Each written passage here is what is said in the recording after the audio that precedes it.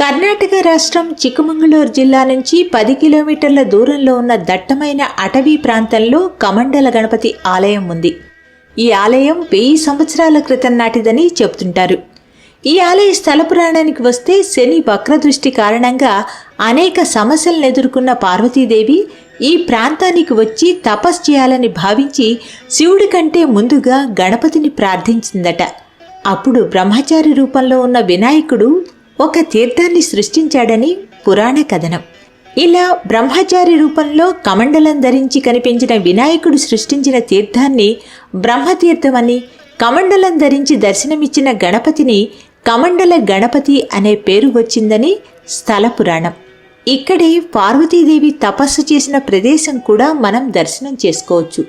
ఈ ఆలయంలో పూజలందుకుంటున్న గణపతి యోగముద్రలో కూర్చుని భక్తులకు దర్శనమిస్తాడు.